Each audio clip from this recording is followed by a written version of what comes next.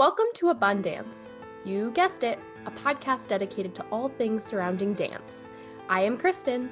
And I'm Hannah, and we are two best friends who are brought together by this art form. Please join us in 5, 6, 7, 8. Hey Kristen, how's it going today? Hey, Han. It's going pretty well. The sun is shining, and I'm looking forward to talking with you today. So, last week we kind of touched upon your senior thesis at Mercyhurst and a little bit about your research and your process with that. And so, we're excited today that we are going to kind of segue into the realm of choreography. Yes, I am also very excited to talk about this just because I feel like at Mercyhurst we had a lot of experience choreographing different projects, different pieces. And since then, I know Kristen, you can talk a little bit about this later on in our episode, but you're currently working on some choreographic projects at NYU. And I think it would also be really neat for us to just touch upon the different ways we learned how to choreograph in school, meaning like we had our own choreography classes where we learned different techniques and ways to develop our own voice, if you will, in our choreography. Yeah, definitely. I think it's kind of cool because we've had some of those opportunities together. So we've been in all of the same choreography classes throughout our 4 years at Mercyhurst. And so we have some of those shared experiences and we were given some of the same tools and resources, but yet we also got to see each other's process and the works we created. And I would say amongst all of our peers at school, even though we were given the same tools, like I said, we still all created such unique works. And I think that that is something so very cool and special about choreography and how that is really its own entity within dance. And it's another way to express and to create. And at times, we get wrapped up in technique and these things that maybe don't allow for as much creativity. But I think choreography is an outlet that really allows for that. Yes, I absolutely agree with that. And I think what, as kind of you're touching on, what's so special about choreography is we can all, like, we'll all be choreographing a piece, but they're also different depending on your approach to the process or what you're going for in terms of the topic or what you're researching for the piece. And there are just so many interesting ways you can go about it that I think by the end, once you see the final product, whether it be on stage or on even dance for camera, and I think we'll also touch on that later on as well. Just the finished product is so special, and it's like a baby almost because you spent so Yeah. much time on it, and then when you get to see the finished product on stage for an audience, it's just amazing and something that's truly like remarkable about like my time at Mercyhurst. I just remember being a part of people's pieces and then creating my own and just feeling like a sense of accomplishment because you saw your work on stage or you were a part of someone else's vision. And yeah, those were just very special experiences for me. And I think you probably feel the same way.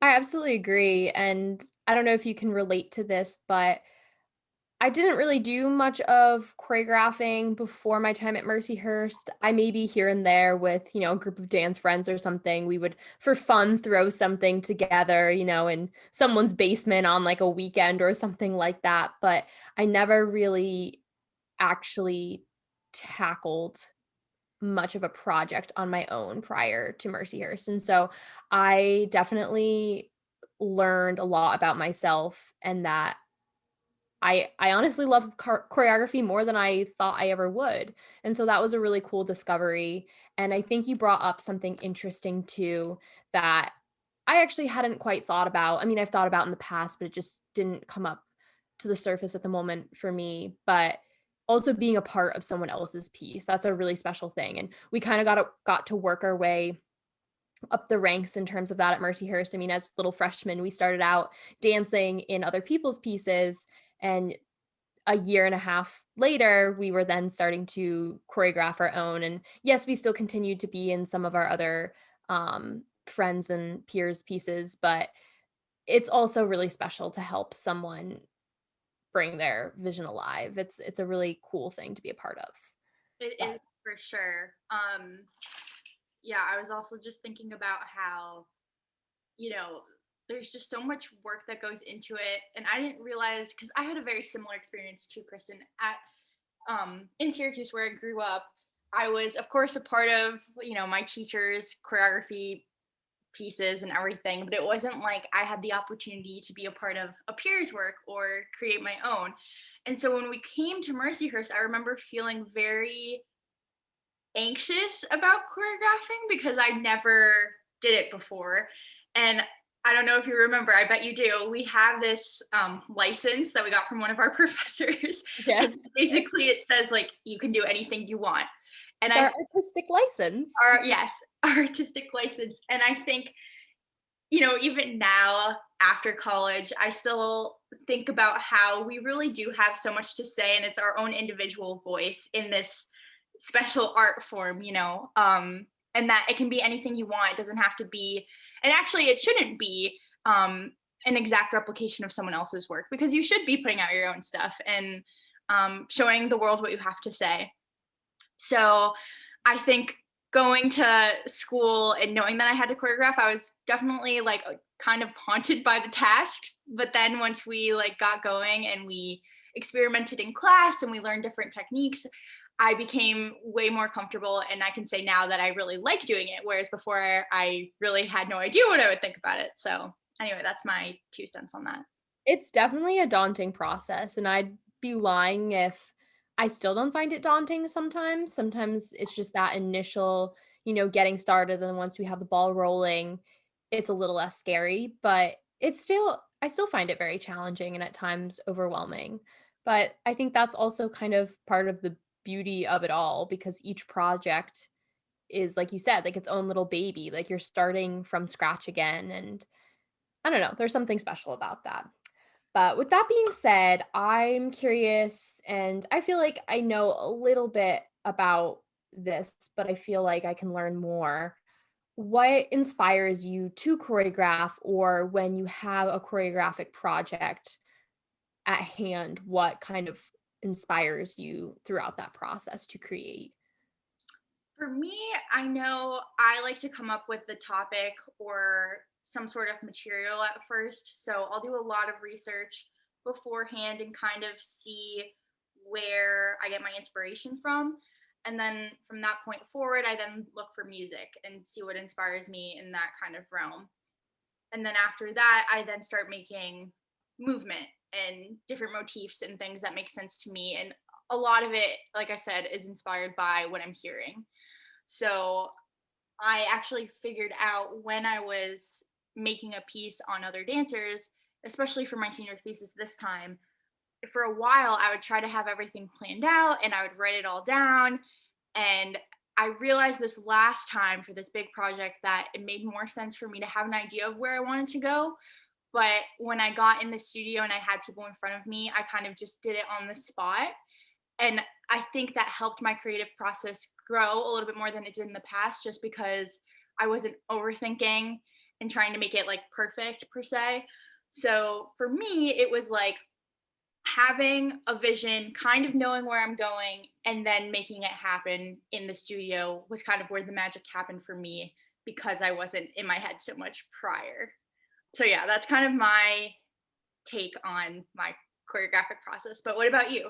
Well, I think real quick first, I think you bring up kind of this big dichotomy that exists like amongst choreographers. I think we have like the planners and then we have kind of like you said the people that work on the spot. And it's not to say that there can't be overlap with that and you can't embody both, but I think we often do find those kind of two different Right. archetypes of people. And I Right, and that's totally great and fine, like, both approaches are fine, and I found that actually having the overlap of the 2 was my best bet, whereas before I wasn't finding as much success planning it all out, and I wasn't finding success about just doing it on the spot because I didn't wanna make people, like, the dancers wait around, I didn't want that, but when I had a vision and I knew kind of where I was going, but not having, like, it super planned out on my notebook, that's where I felt most comfortable, I think, and I had the most success.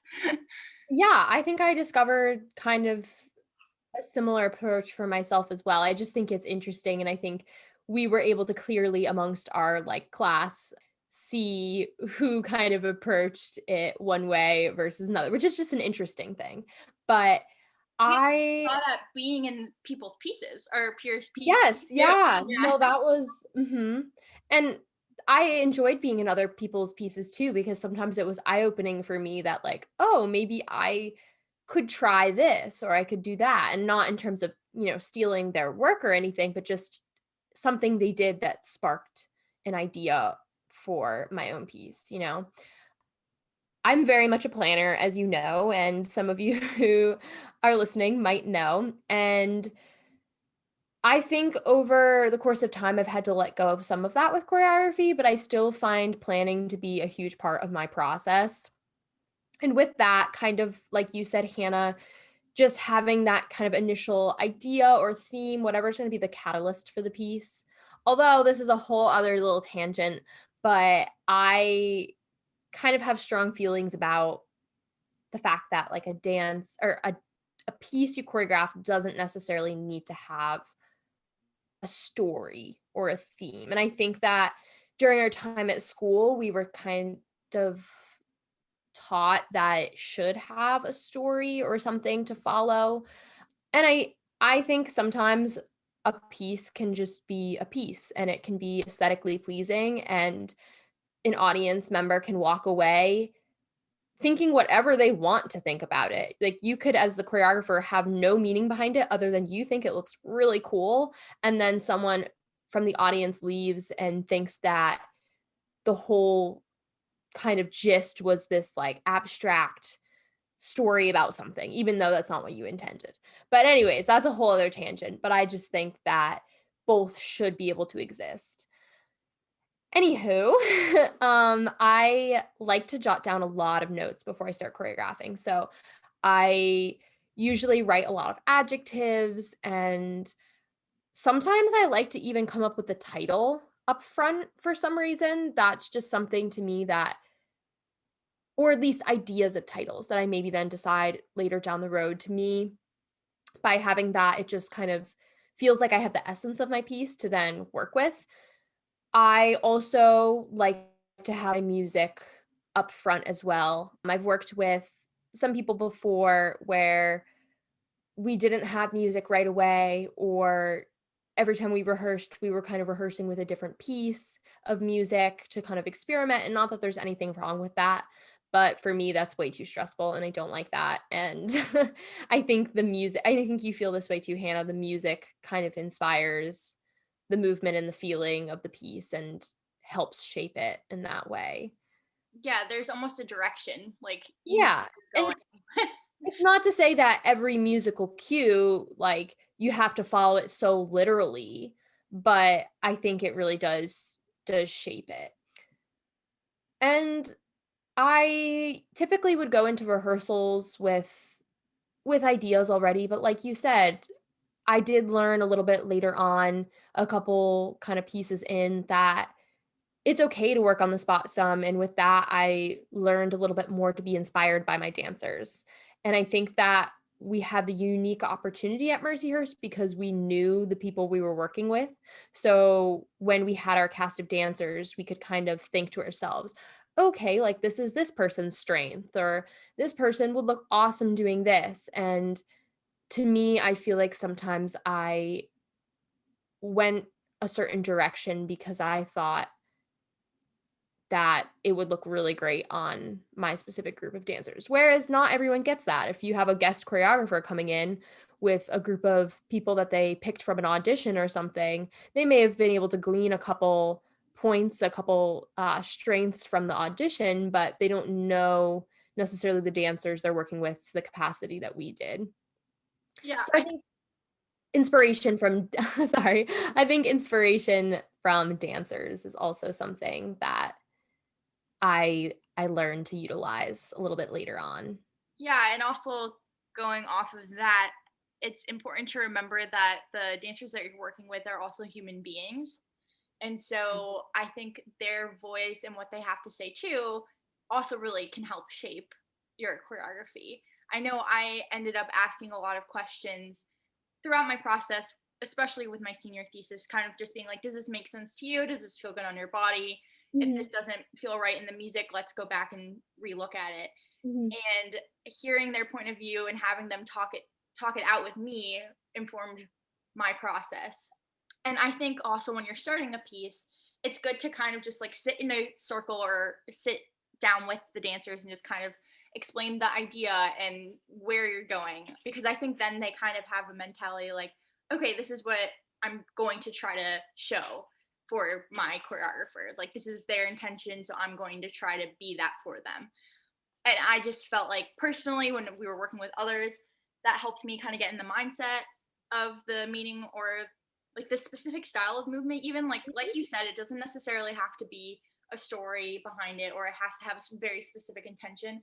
But when you kind of know the general idea, whether it be, you know, even the music, if you hear the music, I found that inspired me as a dancer working in other people's pieces as well. You know, there's just so much that's layered within choreography that we can touch upon.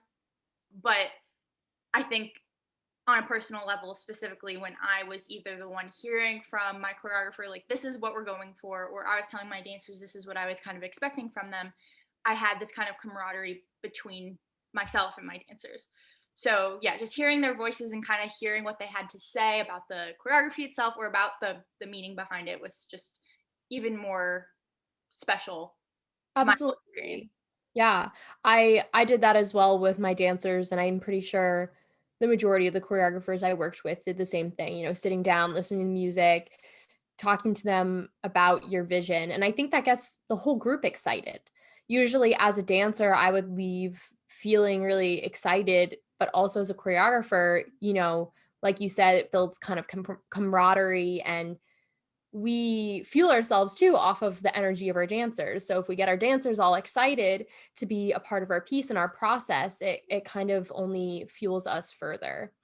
And I know for me, for my senior thesis, so I was researching about perfectionism, and that was kind of the root of my piece. And I brought, blank sheets of paper to the rehearsal, and I explained how it was kind of a vulnerable activity, but I asked all of my dancers to anonymously write down on the piece of paper how they saw perfectionism in their life, if it affected them in any way. And it was very helpful for me. I mean, we didn't end up sharing those ideas out loud or anything because I knew for some people it would be a little bit more private. And even though it was anonymous, sometimes you can maybe figure out a little bit based off of what someone said, maybe who actually said it. And I didn't want that. I wanted it to be a safe space. So it was just information for me, for my project, my research. But it was really helpful to read what people had to say afterwards and try to pull from their personal experiences and kind of thoughts on the topic to shape the piece. Yeah, and I think going back to what you said too about kind of making it a collaboration between the dancers and getting their input is very important too, because you don't want a dancer in your piece to feel uncomfortable with what they're doing or not support like a certain decision or something like that. And even at the end of the day, as a choreographer, you really do get that jurisdiction to say, okay, this is what it is. You make the executive decision. But it's really not to our benefit to do something that the dancers, like I said, aren't going to be comfortable doing. So I think that that's a really, really valid point too. Hmm. Yeah, definitely. I was also just thinking about the amount of time and like effort behind the scenes that we don't necessarily think about. I feel like when we're putting a piece together, I know like as a choreographer, especially with this last one, even though we didn't get to put it on stage, we still had so much we had to think about in terms of the cost of the costumes or the lighting, the space that you would have to work with. Yes. And even the makeup, it's like there's so many things, the details that go into each project that I know going into college didn't necessarily think about. But then as we began this journey at Mercyhurst and we had our own choreography classes and we were a part of other people's pieces, I realized that, wow, like this is a really big project, a big undertaking, especially for Raw as our final like senior capstone presentations. Like that's a very big project.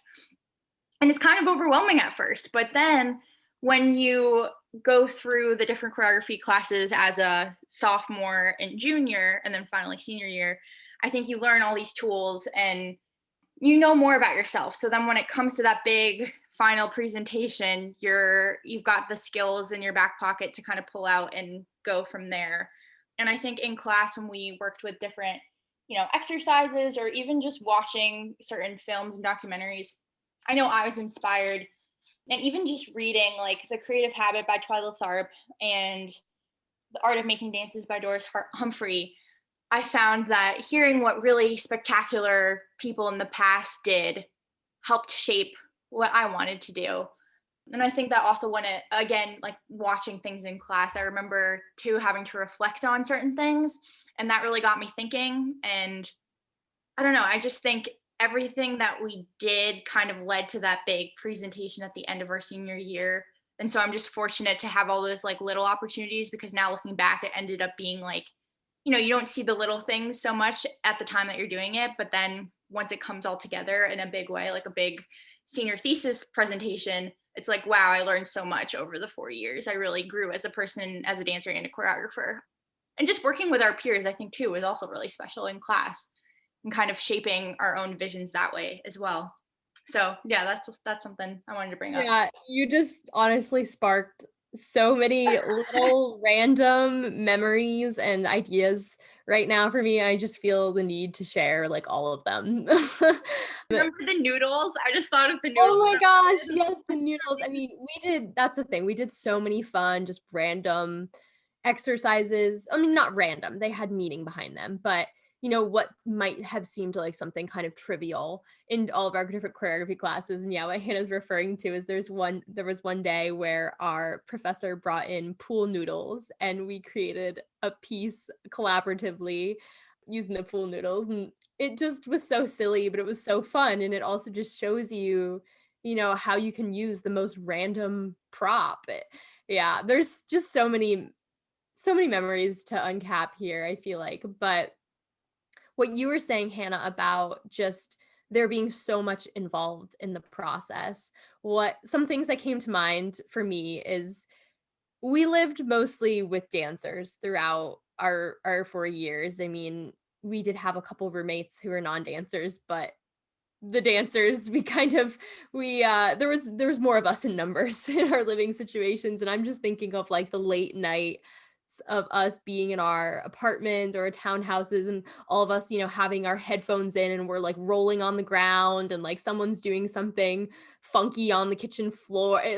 It's just, I feel like from an outsider, it's so funny, honestly. Like, if we had just a fly on the wall in our apartment of the things we would do when we were trying to figure out choreography, but it was pretty normal to us to just, see someone rolling around on the floor trying to figure something out, or accidentally kicking a piece of furniture as they're like trying to do a trick, or and two, with just the amount of time and energy we put in this all. I mean, we would sit at, the dinner table or be in our dining hall at school, and I feel like so many of our conversations were us asking, okay, like, what do you think about if I went this direction with my piece, or what do you think about this choice for costuming? Like, it really consumed what we were doing, and I don't mean in a bad way, but we devoted so much of our time to that. I remember it was fall semester junior year, and when I was choreographing my skeletons piece, as you know,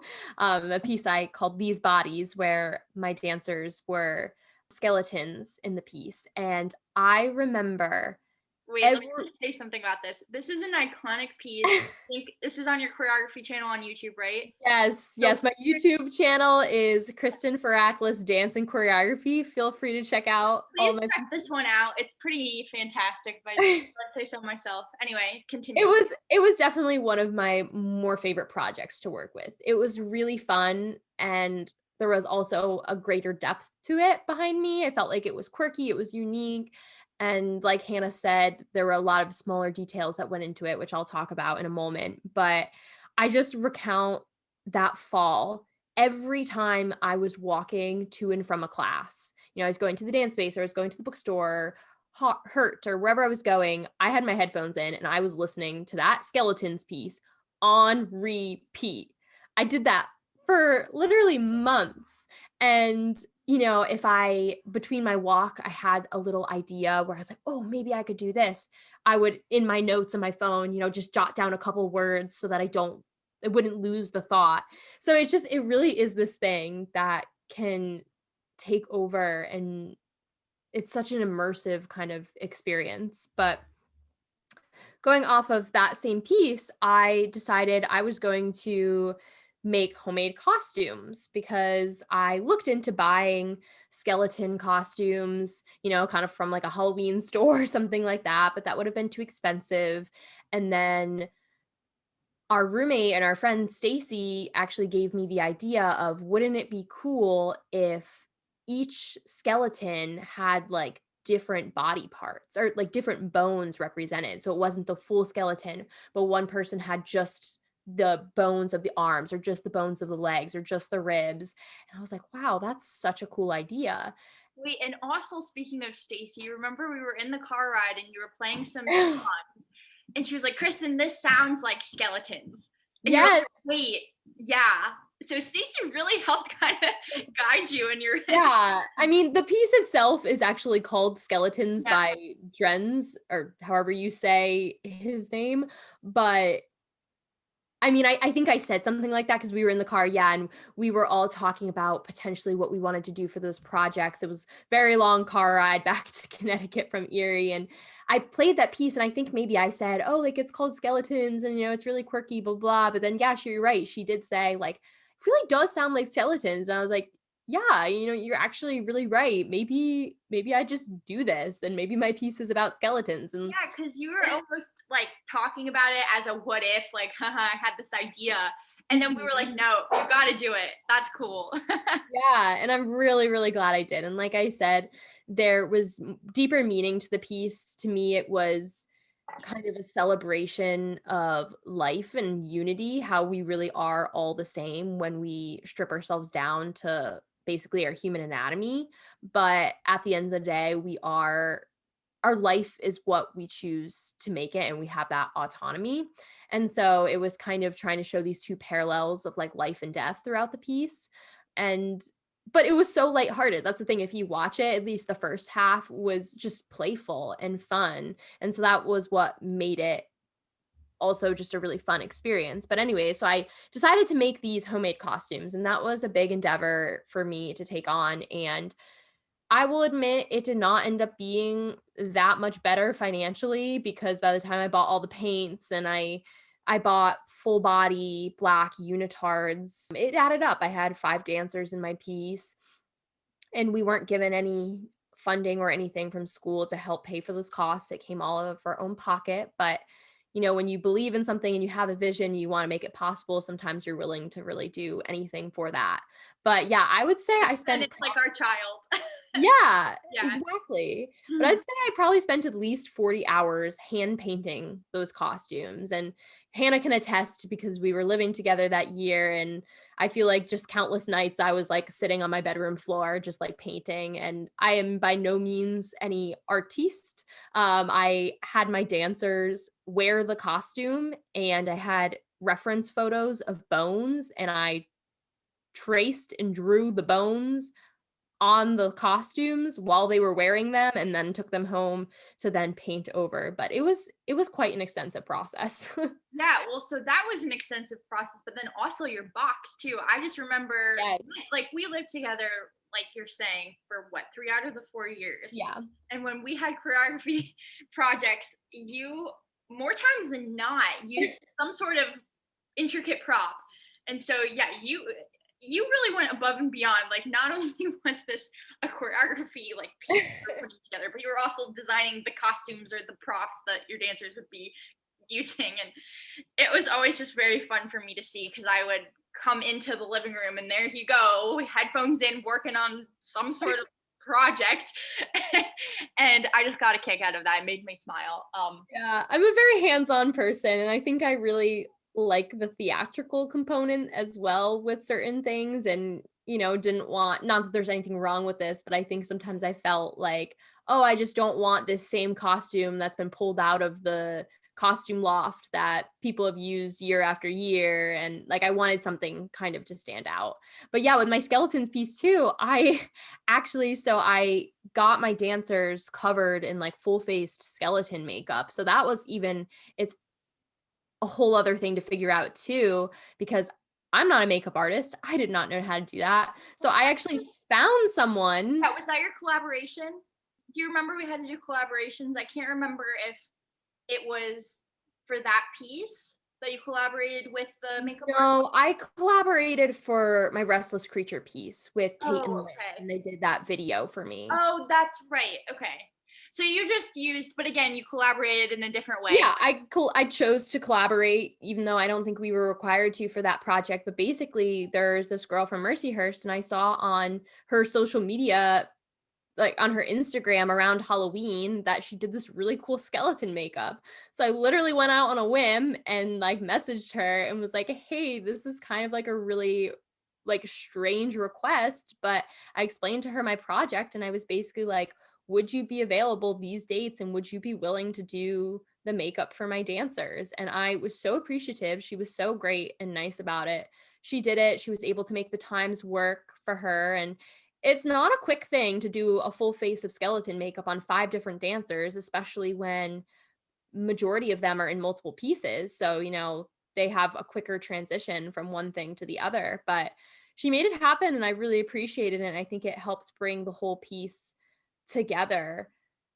But that was kind of a funny just thing because I had her test the makeup on me, and I just remember one day walking back from the dance space to my apartment with a full face of skeleton makeup because I just didn't bother to take it off, and I it's just it makes me laugh, but So many good memories. so many good memories. I'm really taking a trip down memory lane right now.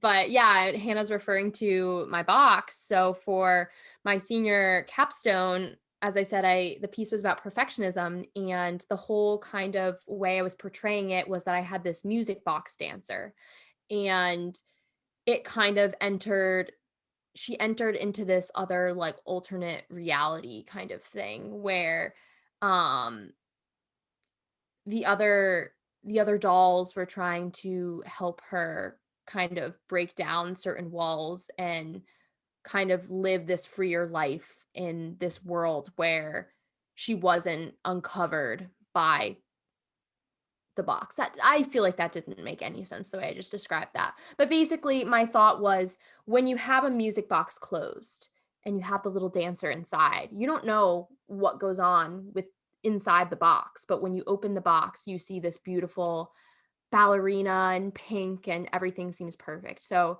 it was kind of trying to contrast that and almost make it a whimsical kind of approach to what maybe goes on beneath the box. But anywho, so I was building a music box for the piece, and that was also a really big project to take on. I had no idea what I was doing, and I'm kind of sad because I did never get to put the finishing touches on it because it was going to have a mirror. It was the dancers were going to move in and out from the box. It was a very intricate idea, but some of those details weren't going to be put together until the week we were in on the stage.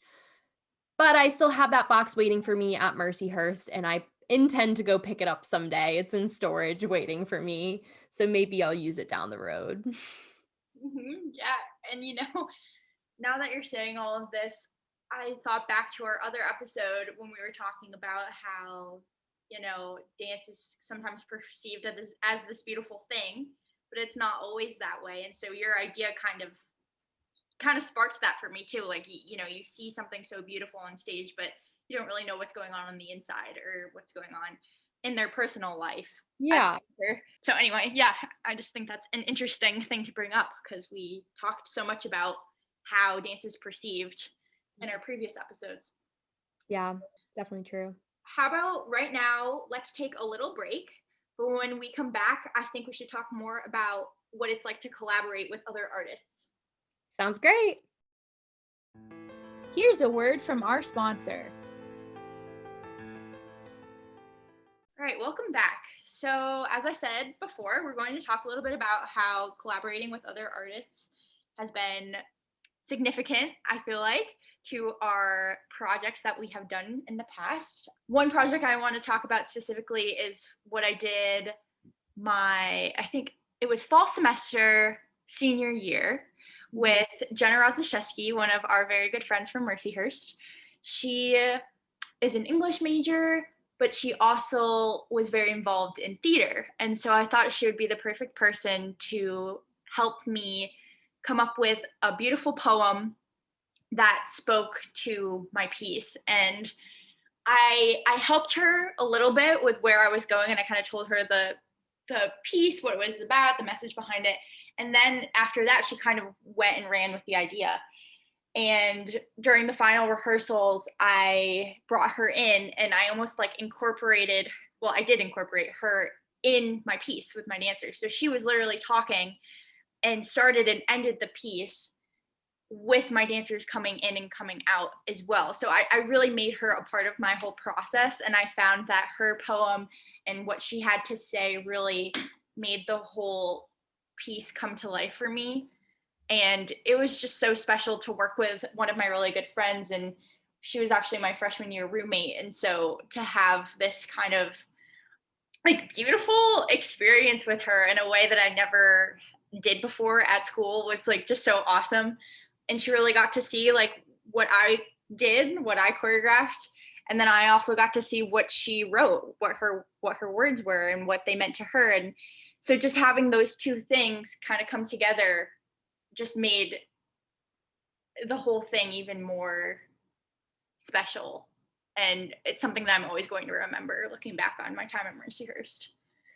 Yeah, what I really liked about that collaboration, Hannah, was that you didn't just take her poem and make it like a voiceover for your piece, which there is absolutely nothing wrong with that. I feel like many people in our department and just in general, many choreographers utilize voiceovers for their piece. And I think that that's very impactful and cool. But I liked how you utilized her physically there on the stage. I thought that that was a very cool approach. Thank And you. Yeah, it added something different, I feel like, to the Mhm. whole piece, and it made it come to life in a different way, which was Yeah. really cool for me anyway. And we had other people in that specific showcase. We had some musicians, you know, singer playing the piano. We had people do things like I did, where I just had a video projection in the background. My piece was about kind of our fast paced society and someone feeling like they need to keep up with that. And so I had a lot of different like cityscapes and things, and it would speed up and I tried to match when the background sped up with when my dancers sped up when the choreography, and then slowed down and it went from sunrise to sunset. And at the end of the piece, you know, they all kind of sat down in the back, and as the projection faded out and it went into darkness. And I think it ended up being a really cool effect. And while it was fairly simplistic, it it helped get my message across. And I think that's the cool thing about collaborations, is that it can just help you tell the full extent of your story. And sometimes we don't have the capacity, or it's just not our area of expertise, in which case bringing in someone else who knows how to do something, it's a great thing to do. I mean, Yeah, it we enhanced. might get brought in for something else in the future where we're the collaborator for someone else because we have this expertise in dance and choreography, but we don't know everything, and we're not great at everything. And Yeah. so Well, and speaking of, I mean, I loved that project that you're talking about. Your piece was just so interesting, and I didn't know exactly how you were going to approach it. But then when I saw the final product, like it all made sense for me because, of course, like you would talk about what you were doing, and I had an idea, but it was like the final thing when you saw it really like just come to life on stage. It was like, wow, like this makes so much sense. And I think it's really special that you got to work with two of our friends, yeah. Liz and Kate. So, and they had so much cool experience too with that whole part of it, the video making and putting together. And then I also just wanted to talk about, this doesn't necessarily relate to choreography, but Rich DiFiore, our lovely musician at Mercyhurst, helped create our musical tune for our podcast, and so did Matt Mellish with our cover art for our podcast. Yeah. So again, we maybe couldn't have created those two things. I No. definitely know we couldn't. So we reached out and we collaborated with other artists. So that's just another way that we made this whole our podcast kind of come alive. Exactly. You're so right. And I think down the road too, Hannah, we've talked about this, that we're still really early on in this podcast and we have some growing and some establishing to do. But I know that down the road we'd like to bring in some guests to speak with us too. And so I think in a way that's also a kind of a collaboration. Definitely is. So there's room for collaboration everywhere in life, people. It's not just with choreography. And I think that we should all strive to do more of it. It's a good thing. I know. And I feel like, you know, when you're working with another human being, there's just a nice little connection that you develop. Yeah. Yeah, I totally agree. I mean, I even think like as roommates, me and you, like we would talk about our ideas and we would bounce things off of each other and our other friends that we live with for Yep. sure. But it was just a special time when I could really talk to you or our other friends about, my idea and then kind of get your perspective. And that just continued to help shape my process. And that was small collaborations, but I would say it was still somewhat of a collaboration. Absolutely. You're so right. Just getting that extra input and sometimes we gave each other an idea and that was great when that was able to happen. And even recently, Hannah, I was talking to you about a little project I needed to do, and Hannah volunteered to help me with it. And we were working over Zoom and collaborating on a little choreographic project. And I really appreciate that. And it was something that for me was in the moment a little bit daunting to do by myself, and just having another person to work with really changes the game. Yeah, it does for sure. And speaking of, I mean, this is not exactly the same thing, but segueing to the virtual setting, we could then talk about dance for camera and Yeah, how that's a whole other approach. But I mean, it's also similar to what we do for concert dance, I feel like, as well. Similar in some ways, but different in others. when we say dance for camera too, we mean something that is purposely created to be filmed, not whereas right now there are some things that would typically be performed live and they're not because people are unable to. It's these things are choreographed Right. for the reason to be filmed. So that's just I wanted to specify that Yeah. there. So Kristen's referring to like the Nutcrackers that we were talking about. Those are just performances that are up right now because of COVID. Right. So, but Mhm. this is, like you said, specifically for the screen, for an audience that aren't necessarily live sitting right there. You're watching it from your computer or, another device. And there are specific decisions that choreographers make, I think, when putting it on screen instead of having it first stage. Definitely. A lot of other things come into play, like the setting you choose and the costume. Costuming, I suppose, is just as important on stage, but I think like setting is really a big thing for a dance on camera because when you have the stage, you have the stage, and you might have limited options too of backdrops or, the psych or lighting and all of that. But really, a dance for camera opens it up to anywhere that you want to film. Actually, we both did a dance for camera when we were abroad in Ireland, you and I. So I think that's a prime example right there. Definitely. And I was also thinking about how, on a computer, when you use, some sort of editing program like iMovie, you have the ability to slow things down, to speed things Mhm. up, to change, right, Retrograde, yeah. to show how, like, you can just completely change the whole look to it. Whereas on stage, you can't do that. Yeah. And um, it's kind of fun to manipulate it in that way. It's not to say that the original movement isn't good or anything, but it's a new way of playing. it is. And, I think that also goes along with the song choice too. I think for stage, I not always, I don't want to generalize things, but I think when we're making, I know we were told at school for dance for cameras, we were given the opportunity to use songs with lyrics. And I Mhm. think that also lends itself to a different feel or a different message too.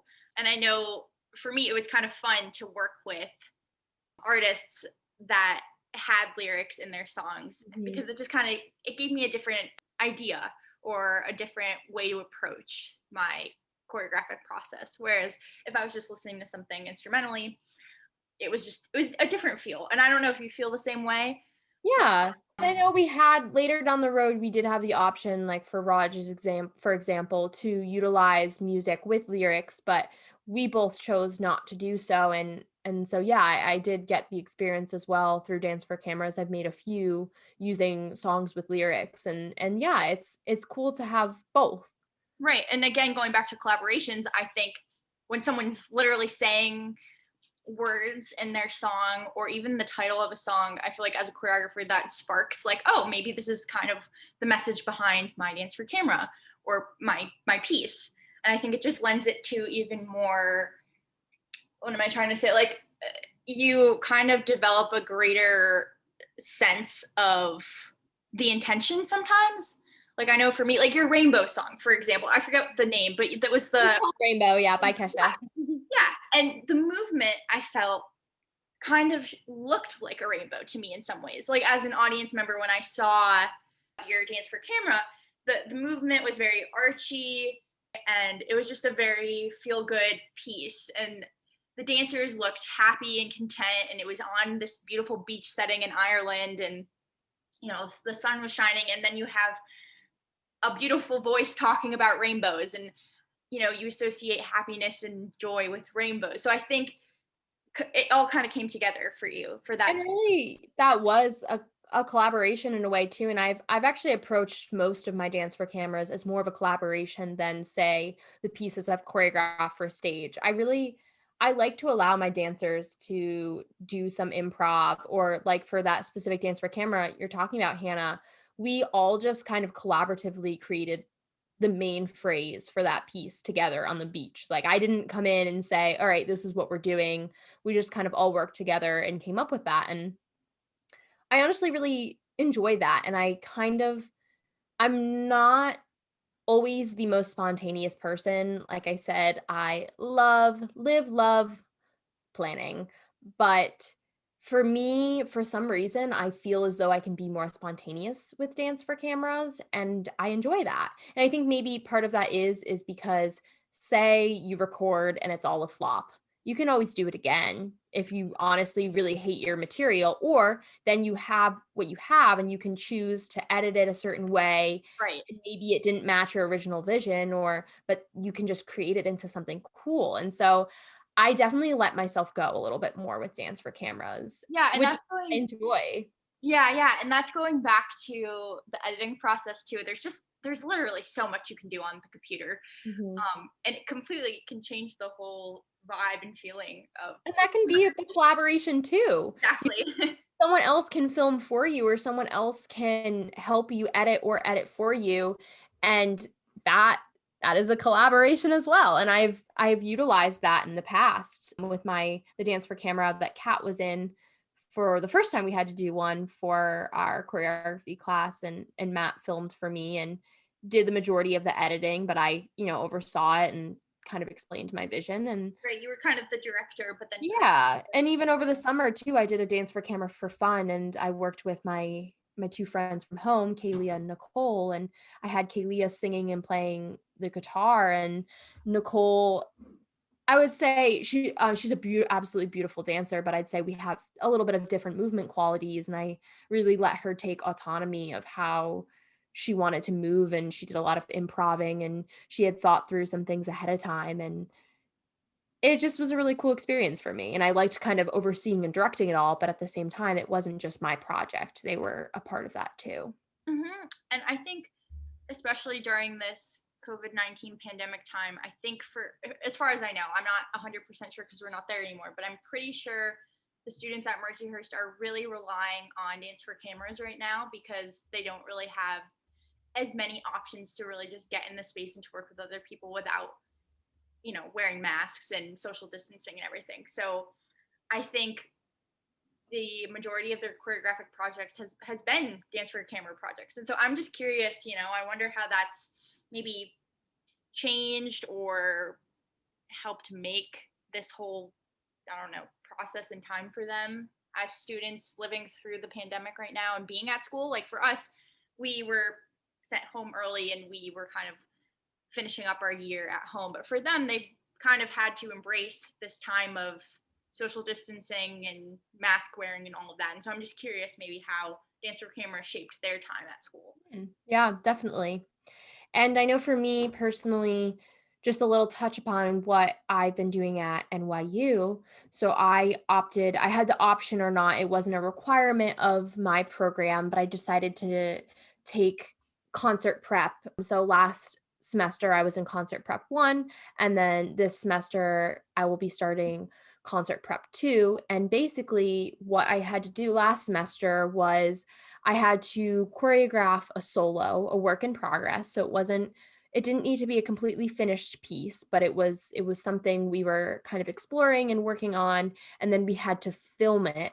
And that was kind of our culmination for the first semester. Now, moving forward, we're taking kind of these ideas that we worked with in the fall, or if someone wants to start completely from scratch, that they're invited to do so because of we shouldn't be stuck with our ideas. We're always allowed to evolve and change, but we're kind of taking those ideas, and now in the spring here, with the way things are progressing, we are likely going to be able to put on a small concert on the stage at NYU, which is very exciting because back in the fall we were not projected to be able to do so. So hopefully that still happens. But basically, we have the restrictions of we're only going to be allowed to have, I believe, 3 dancers on stage at a time, and we need to social distance and everything. But now we have the task of taking movement we created on ourselves, which was originally going to just be a solo piece entirely, and now I'm thinking of reshaping it to be a small group piece. And I have the option to be in the piece myself, which I never had the option to do at Mercyhurst. And so now I'm kind of toying with, do I be in my own piece, or do I still be an outsider to the piece so that I can oversee it better? There's just all of these things that are coming up now that I'm trying to work through, and it's very much a work in progress, and I'm excited to see the final product. But kind of what you were saying, Hannah, about how you're curious how people at Mercyhurst are dealing with these changes. I'm kind of interested in myself to see how I deal with these changes in the spring, as I'm still very uncertain about some of the direction I want to take with it. I forgot that you get the opportunity to kind of go forward with your process too. That is interesting.